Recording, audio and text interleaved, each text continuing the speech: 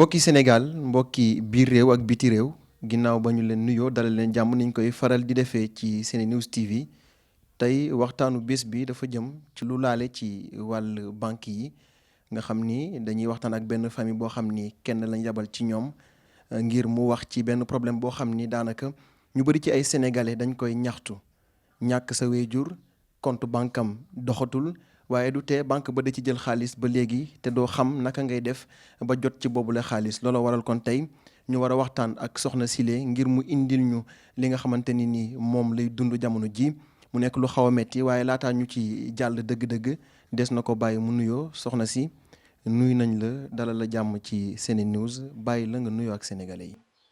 salaamaaleykum maa ngi nuyu ñëpp.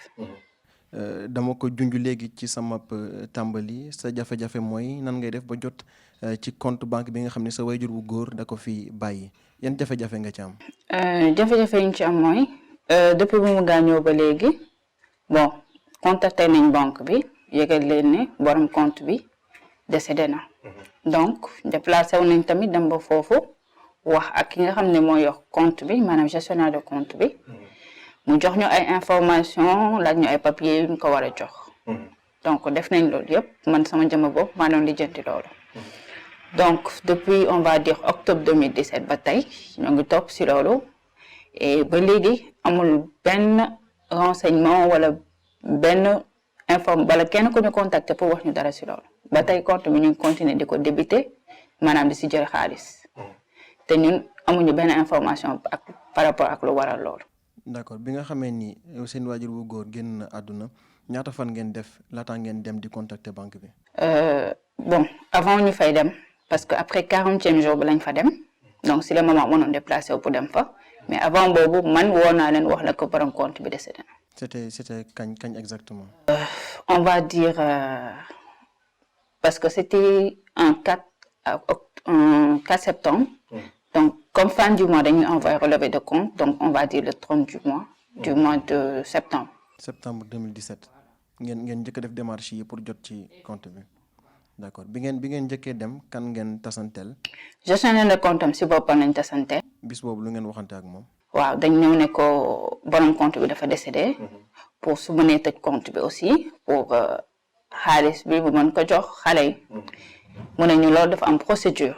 laaj ñu ay papier yu ñu ko war a jox donc après ci lañ demee lijjanti papier yooyu ñëw andi laatal ko. yan papier ak yan papier la. bon laajoon nañu ay certificat de naissance su xale yëpp maanaam doom yi borom compte bi yëpp. certificat de mariage. certificat de vie collectif. ak photocopie carte d'identité de tous les enfants majeurs. loolu mooy papier yi nga xam ne ki doon gérer compte bi laaj na leen. effectivement donc bi ngeen indee papier yooyu noonu yëpp également nu mu mujjee. waaw bi ñu andee papier yooyu yëpp daf ni dina ko déposer au service concerné. pour mu topp ko après ils nous tiendront au courant.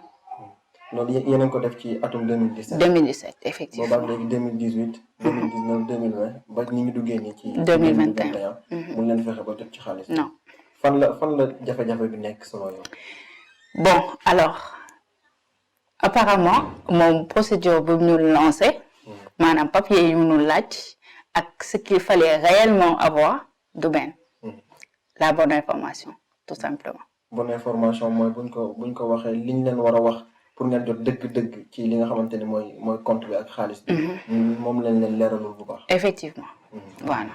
léegi ndegam jokk ngeen ak avocat wala ñu seen xam-xam màcc en tout cas. ci wàllu woowu noonu ngir ñu mën leen conseiller. waaw effectivement parce que il a fallu que ma dem sa internet bi ñu mettre ma en rapport ak benn page bu tudd luttons contre l'indiscipline au Sénégal. D'accord. donc cet administrateur boole na ma ak benn conseil juridique du nom de monsieur Ndié. que j'ai d'ailleurs rencontré hier. donc moom moo ma met sur la bonne voie et m'a donné les bonnes informations. lu mu la wax en termes de papier yoo xam ne war nga ko mën a am. voilà moom daf ma ne il faut impérativement certificat d'hérédité. ak certificat buy ak un papier buy justifier bon par exemple ñun xale yi ñu choisir kenn koo xam ne moom mooy dem représenter tout le monde. pour mën a gérer loolu. ak certificat de décès aussi bi photocopie carte d'identité ak photocopie carte d'identité ki nga xam ne moom la famille bi tànn pour me représenter leen. d'accord loolu mooy papier yi nga xam ne exactement waroon nañu ko am. effectivement voilà. mu mel ne comme banque bi dafay doxee njur njaaj ndax di jël xaalis bi te waxu leen naka ngeen war a def. c'est exactement ça. waaw xam naa ni dinañ contacter banque bi ci xool la moo tax ñu am procédure boobu noonu. bu fekkee am na looy naqarlu ci jamono yi ci wàllu woowu noonu lan lay doon. li may naqarlu surtout mooy temps bu ñu perdre d'abord. parce que pour dem di lijjanti ay papier fi xam ñëpp xam nañ administration Sénégal ni muy demee. donc dem lijjanti ay papier yoo xam ne en sachant que clairement et nettement que lii c'est pas la bonne procédure à suivre man c'est ce qui m'énerve le plus. kon banque yi dafa mel ne faillir nañ ci seen mission. effectivement parce que nit du ñëw ak nakaram déjà nga koy orienté si loo xam ne en sachant que j'étais en deuil. donc mënoon nañ ma épargner loolu yëpp franchement. voilà. waaw muy mel ne lu métti la ñu ngi yëg sax ni jafe-jafe yi nga xam ne am nga ko pour wax exactement problème bi daanaka duñ ci xuus lu sori beneen wàll bi ñuy def internet yi ñuy topp ci Sene News mooy jéem a contacter banque yooyu noonu xool exactement yan procédure la ñu war a am ndax dafa mel ni métti na quand même nga am sa wajur wu góor mu génn àdduna bàyyi fi loo xamante ni peut-être mën nga ko suturloo te mënoo ci jot mu nekk lu metti xam naa dañ leen di bàyyi nees tuut laataa ñuy contacter ñi nga xam ne ñoo di banque bi. ginnaaw kon bi ngeen dégloo soxna si ci ni mbir yi demee jëm nañu jokkoo ak ki nga xam ni moo doon gérer compte bancaire ndem si yàlla si ñu teewlu leeral yi mu indi. madame si n'est-ce pas. oui c'est moi kooku. Cheikh Modou Mamoun Tine journaliste bu Sene News. comment. Cheikh Modou Mamoun Tine journaliste à Sene News. Sene News oui. na ngeen def mbaa ci jàmm dérangé wu ma la j'espère. ça va sant alhamdulilah on peut parler. ak dama nekk ak kenn ci sa cliente yi.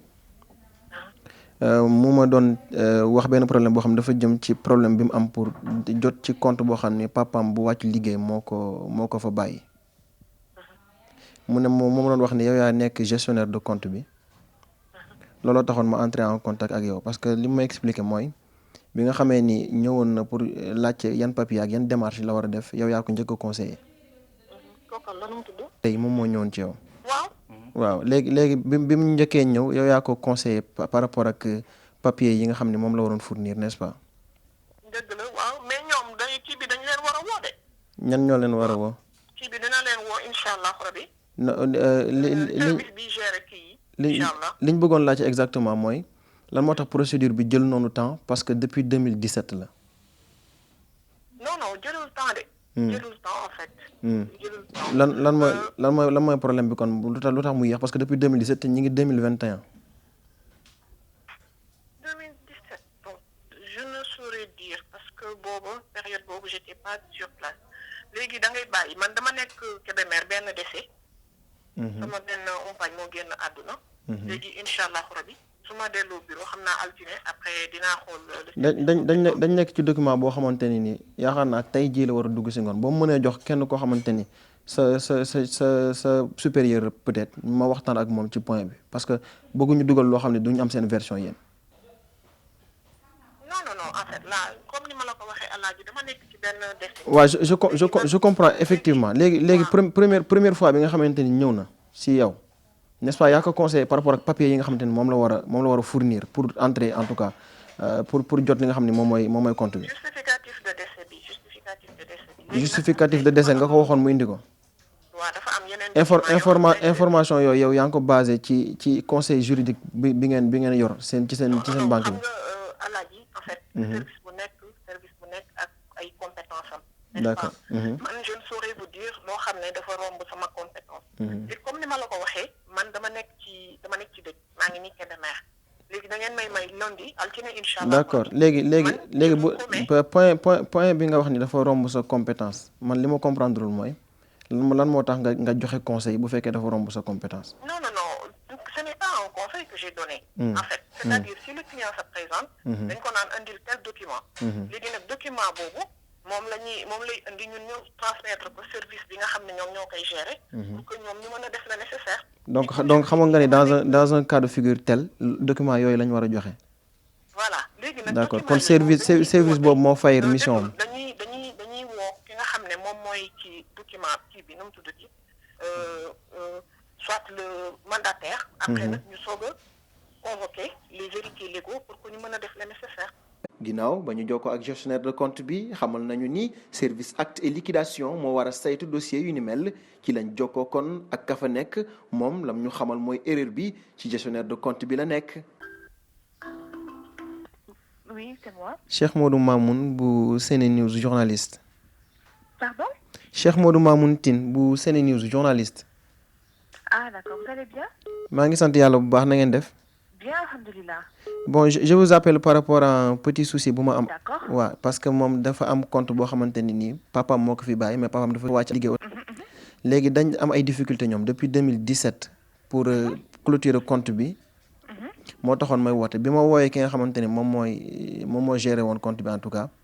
daf ma wax ma ñëw ci service bi nga xam ne moom moo adapté pour wax ci. D'accord. léegi man dama am ñaari question par rapport ak affaire bi. bu njëkk bi mooy lan moo tax mu am lenteur depuis 2017 mënul entrer en tout cas ak li nga xam ne mooy fonds yi nekk ci compte bi. Voilà, donc sànq laa ko woo sànq laa jot numéro téléphone am parce que vendredi laa gis la publication non lundi autant pour moi. J'ai vu la publication sur Facebook. D'accord. Donc j'ai écrit à la page même l'administrateur. mu ne ma dina transmettre message bi.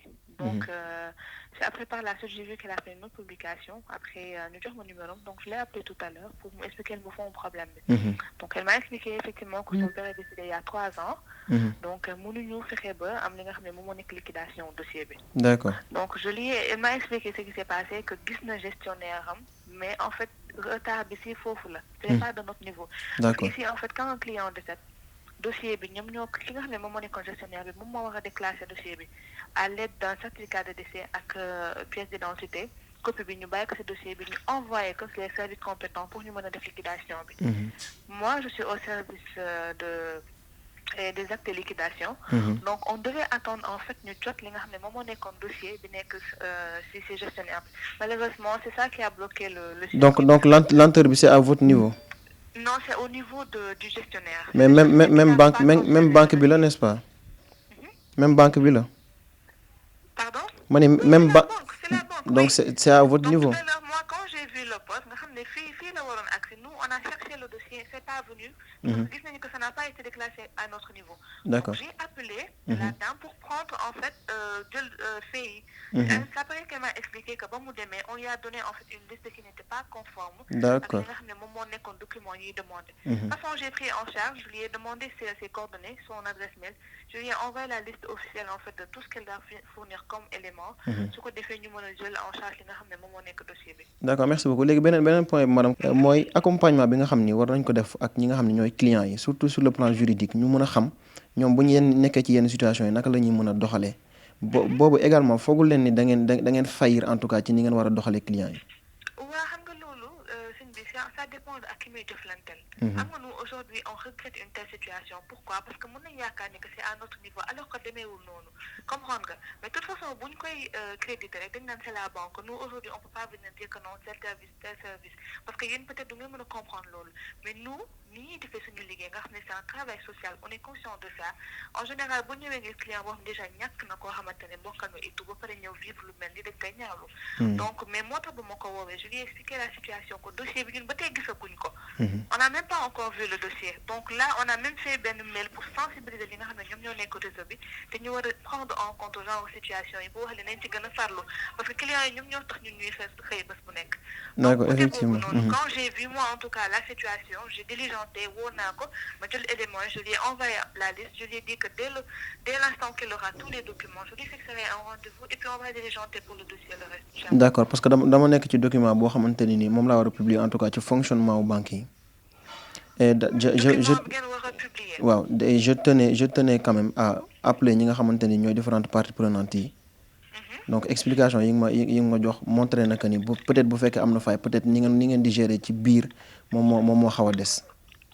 kon mbokk yi li mooy li nga xam ni am na ci yenn banques yi nekk ci suñu réew jafe-jafe yi clients yi di am ci jot seeni koppar wala xam naka la ñuy def ba jot ci loolu du guléet mu mel ni l'état bi ak ña war a saytu bile mbir war nañ ci def taxaw seetlu.